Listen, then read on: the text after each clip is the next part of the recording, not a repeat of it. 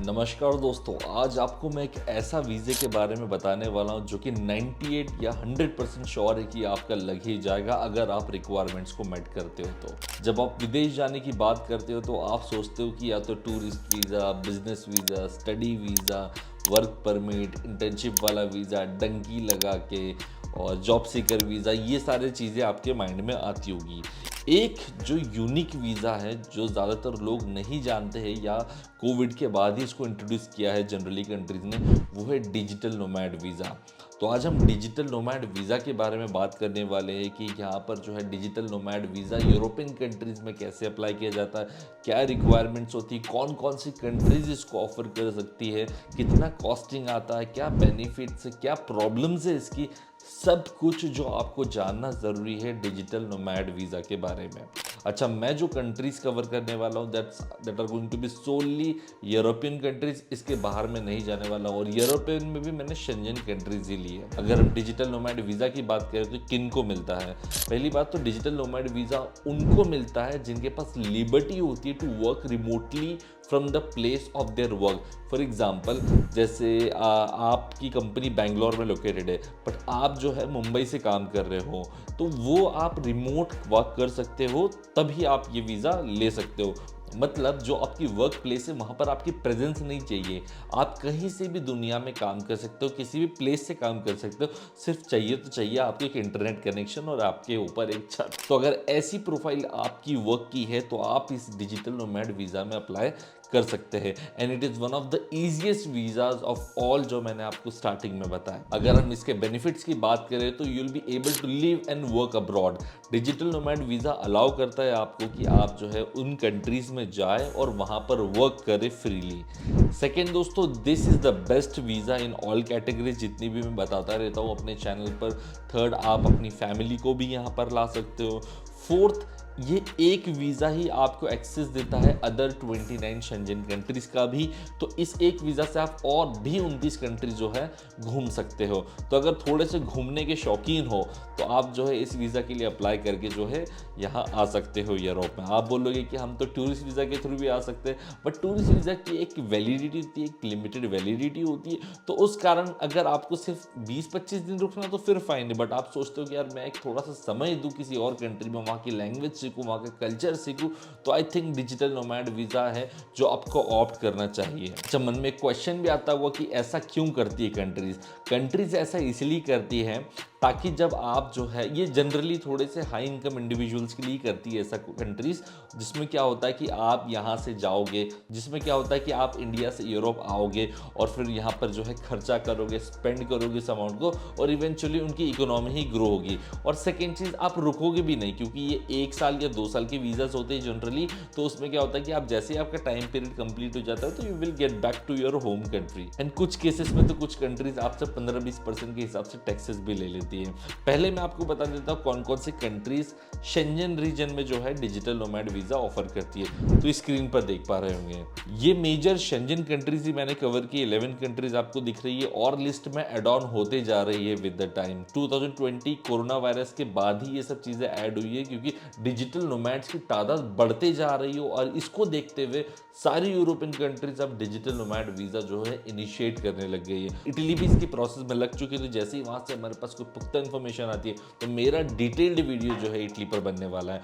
Already माल्टा के ऊपर मैं डिजिटल नोमैड वीज़ा पर काफ़ी साल पहले डिटेल्ड वीडियो बना चुका हूँ, तो वो भी देख लीजिएगा। और इन 11 कंट्रीज जो मैंने आपको बताई, उनमें से भी 5 कंट्री अब देखोगे तो ये और ज़्यादा बेस्ट है इन टर्म्स ऑफ एंट्री या और एस्पेक्ट्स में देखोगे तो स्पेन हो गया, माल्टा हो गया, पोर्तुगल हो गया, रोमानिया हो गया और क्रोएशिया, ये 5 कंट्रीज है जो इन लिस्ट में से भी सबसे बेस्ट है, वो मैं आगे बताऊंगा। अच्छा, इससे पहले हम जो है एलिजिबिलिटी पर बात कर रहे थे कि आप एलिजिबल हो भी या नहीं। तो सबसे बड़ी एलिजिबिलिटी रिक्वायरमेंट, जो सबसे ज़्यादा बड़ा हर्डल है, वो है यहाँ की इनकम रिक्वायरमेंट। तो इस वीज़ा को अप्लाई करने के लिए मिनिमम आपकी जो है 2 लाख रुपीज़ इनकम होनी चाहिए। ये अलग अलग कंट्री के लिए अलग अलग अमाउंट है, बट मोस्टली 2 लाख के आसपास ही ये बैठता है। जैसे फॉर एग्जांपल अगर हम पोर्चुगल की बात करें तो पोर्चुगल में 3 लाख रुपए महीने की इनकम आपकी होनी चाहिए इंडिया में।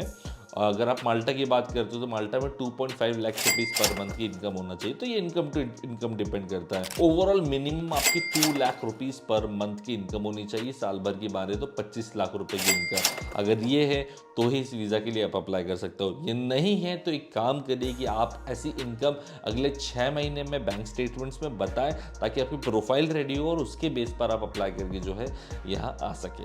सेकेंड, आपको पासपोर्ट चाहिए रहेगा, सबसे इंपॉर्टेंट। थर्ड, आपको जो है एम्प्लॉयमेंट कॉन्ट्रैक्ट चाहिए रहेगा, या फिर अगर आप कोई बिजनेस करते तो आपका बिजनेस प्रूफ।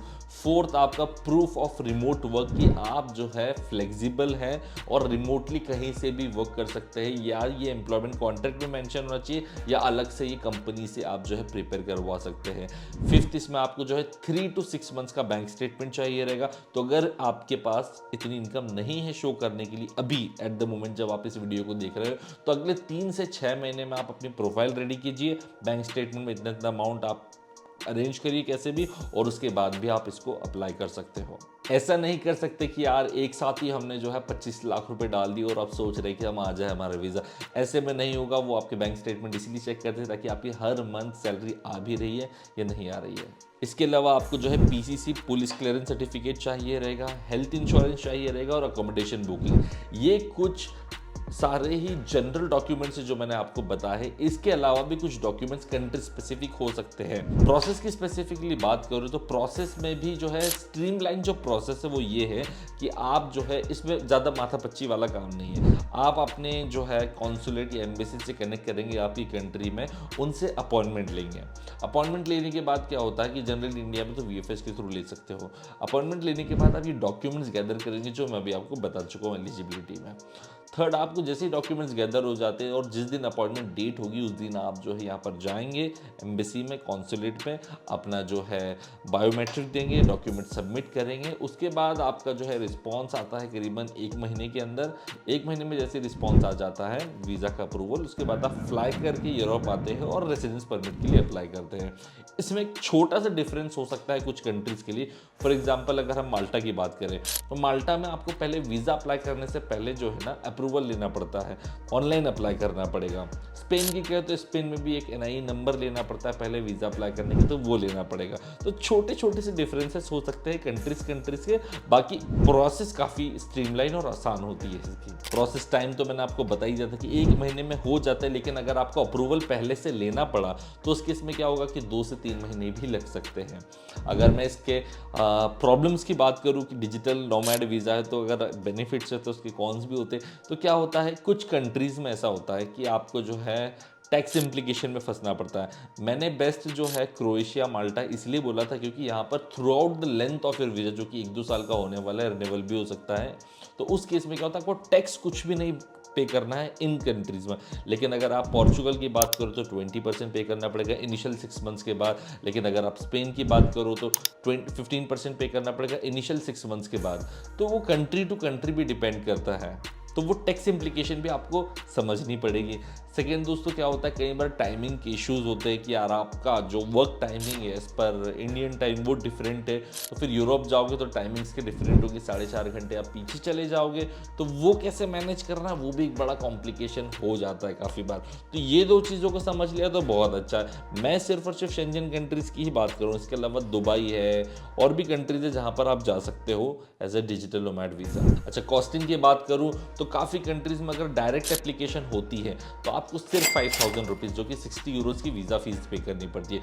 कुछ कंट्रीज़ में जैसे माल्टा में आपको 300 यूरोज़ तक का अमाउंट जो है पे करना पड़ सकता है पहले वीज़ा एप्लीकेशन के पहले। नॉर्वे में आपका जो है करीबन 50,000 तक का एक्सपेंसेस आ सकता है। तो वो डिपेंड करता है कि आप किस कंट्री के लिए अप्लाई कर रहे हो और उसके चार्जेस क्या है। तो मैंने बता दिया आपका 5000 to 50,000, इससे ज़्यादा आपके एक्सपेंसेस नहीं आने वाला है। इसमें मैंने फ्लाइट्स वगैरह कैलकुलेट नहीं की है और यहाँ पर आने के बाद जो रेसिडेंस परमिट की कॉस्ट है वो भी इंक्लूड नहीं की है।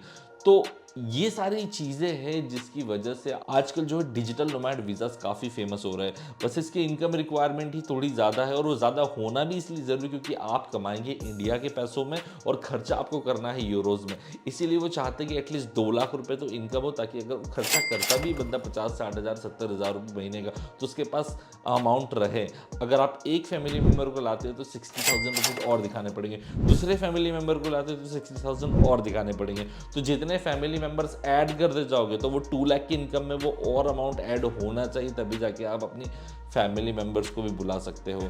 और पोर्चुगल में तो जो है आपको सिटीजनशिप के लिए भी ये जो ईयर्स आप यहाँ पर स्पेंड करोगे, क्योंकि रिन्यूएबल है हमेशा, तो आप रिन्यू करते रह सकते हो। तो पोर्चुगल में तो आपको जो है डिजिटल नोमैड वीज़ा के थ्रू पीआर और सिटीजनशिप भी मिल सकती है। बाकी कंट्रीज में थोड़ा सा मुश्किल हो जाएगा आपके लिए। अच्छा, मेरी ओपिनियन की बात करें तो ये वीज़ा सबसे बेहतरीन वीज़ा है। मैं जैसा बोल चुका हूँ बेनिफिट्स के अंदर भी, कंट्रीज ऑलरेडी मैंने बता दी है। हर एक कंट्री की छोटी सी रिक्वायरमेंट चेंज होगी, बट ऑलमोस्ट सारी कंट्रीज की रिक्वायरमेंट यही होने वाली। कुछ कंट्री में आपको सिर्फ अपॉइंटमेंट बुक करनी, डायरेक्ट वीज़ा के लिए जाइए और आपका एक्सेप्टेंस आ जाएगा। जैसे आज मैंने इस वीडियो में जो है डिजिटल नोमैड की कंट्रीज बताई है।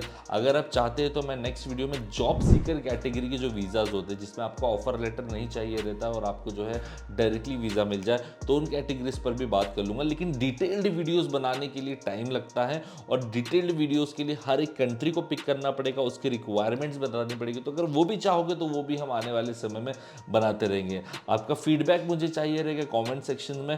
और अगर आप चाहते हैं कि मुझसे जुड़ना, कि मैं रोज़ जो स्टोरीज पोस्ट करता रहता हूँ, रील्स पोस्ट करता हूँ, तो आप मुझसे इंस्टाग्राम पर भी वहाँ पर क्वेश्चंस पूछ सकते हैं। तो आज का वीडियो यहीं ख़त्म करते हैं। आई होप ये वीडियो आपके लिए यूजफुल रहा हो। तो मिलते हैं हम लोग नेक्स्ट वीडियो में। Till then bye bye, take care and all the very best.